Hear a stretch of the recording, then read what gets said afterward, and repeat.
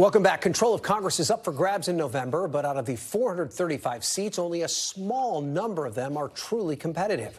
Right now, Republicans hold a very slim majority in the House, and Democratic leader Hakeem Jeffries is hoping to change that.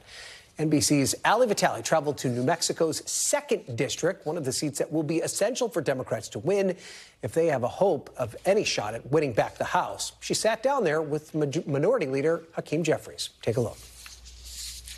With that, I'd like to introduce our next Speaker of the House, Hakeem Jeffries. If you could put odds on taking back the majority, becoming Speaker, what are the odds you put on it? Well, I'm not necessarily a betting man, but we are working as hard as we can. I'm saying 51-49 if you don't give me another number. The only numbers Hakeem Jeffries cares about are the ones on Election Day. Slim House margins mean flipping a mere 4 seats would give Democrats the majority, and Jeffries an historic speakership. We're going to re-elect Gabe Vasquez as the congressman from the 2nd Congressional District in New Mexico. Thank you. The road to controlling the House goes through seats like this one. Why is a guy from Brooklyn in Albuquerque, New Mexico? Well, it's important for us to keep our foot on the gas pedal. New Mexico's 2nd Congressional is one of the tightest races on the map. It's one of more than 24 flippable seats that could decide if it's Jeffries or a Republican holding the gavel come January.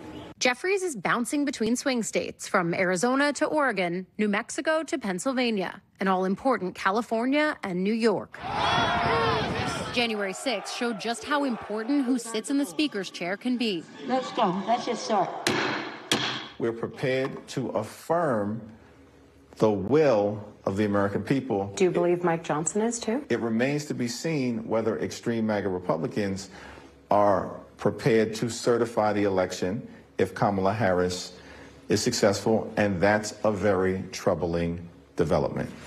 Speaker Johnson is the Republican leader Jeffries deals with now, but it was Johnson's predecessor, ousted Speaker Kevin McCarthy, who set the tone for this chaotic Congress.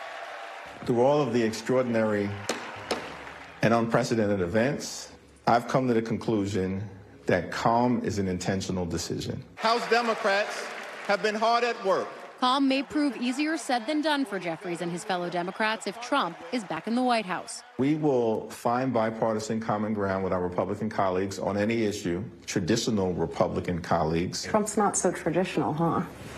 Traditional Republican colleagues, whenever and wherever possible, in order to make life better for the American people. But we will push back against extremism whenever necessary. This is what we are dealing with. Taking back the gavel means setting Congress's to-do list. What's the first thing that Democrats will do? Well, we'll figure out the order of the legislation that will move on the House floor, but it's fair to say that a top priority is to make sure that we pass, as we've done before, the Women's Health Protection Act in order to restore the protections of Roe v. Wade. Now voters will decide if House Democrats get that chance. And NBC News Capitol Hill correspondent Ali Vitali joins me now. What a fascinating conversation with the Minority Leader, Ali. But we're not talking about him as Speaker of the House until they win the House. How realistic are their chances? And he's not really talking about himself as Speaker of the House yet either, because he knows that this is a game of margins within margins within margins. In the same way we talk about it being a margin of error race at the presidential, that's the kind of game of inches we're talking about at the House. So there's just about over 24 seats that are swingy enough to potentially flip. And then you get into the real nitty-gritty of it is some of them are in New York. One of them is in New Mexico. Another one could be in Iowa. Another one could be in Kansas. You know, there's all these different places where they've got to play defense and offense. And again, the magic number is 4 for them. If they flip at least 4 seats, then they take control of the House.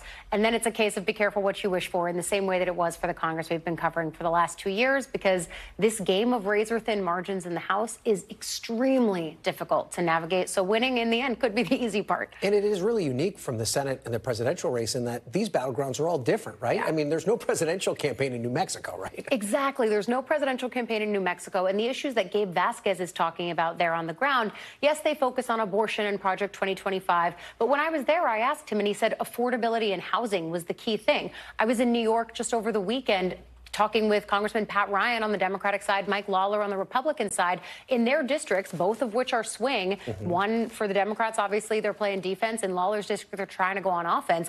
But for them, it was the same thing. It was affordability, it was housing, it was a Hudson River cleanup project. I mean, these are not the national issues. And so in the end, all politics is local. But in their attempts to nationalize it, Project 2025 has really become the common thread, trying to pull out all the different pieces of that 900-plus page project and trying to apply it at a grassroots level. It's been a long time since we've talked about a Speaker of the House on the Democratic Party whose name wasn't Nancy Pelosi. Absolutely. Well, I mean, what kind of sense do we get of what type of Speaker Hakeem Jeffries might be? And that was one of the questions that I asked him. And you and I both know when he wants to be on message and talk about something, that is what he will do. And certainly when it came to this, I asked him his reaction to the name Nancy Pelosi. We played a quick word association game. He still says greatest speaker of all time. But he would be the next speaker for the Democrats since Pelosi. He would be historic in his own right, the first black person ever elected to that stature within Congress.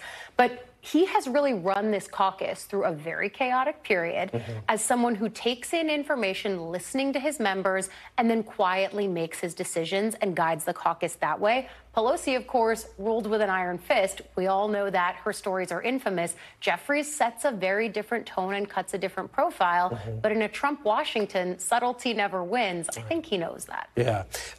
Allie, you wrote the book, literally, on women being denied the presidency, so there's no better person to talk to about this. We obviously have a situation where a woman is once again on the precipice of perhaps making their way into the Oval Office.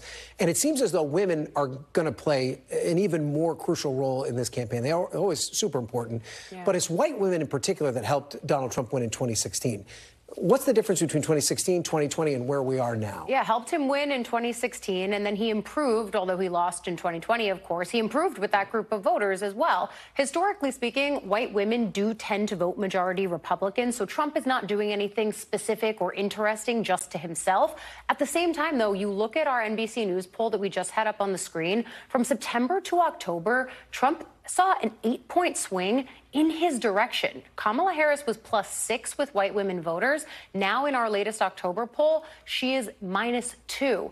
Obviously, that's a problem for Harris, but for her, she's still winning women overall. And if you're the Harris campaign, the goal is, all right, maybe we win some, maybe we lose some on white women who are clearly in the decision phase right now. But for the Harris team and Democrats, they know black women turning out has been the core of their constituency, and it needs to be again. But if they do over 50% with white women, Kamala Harris being, it would be very difficult for them to lose the election. It would be extremely difficult for them to lose the election, especially in the key states where white women are. Okay, I could talk to you all day, Allie, but we got to go. All right. Thanks for watching. Stay updated about breaking news and top stories on the NBC News app or follow us on social media.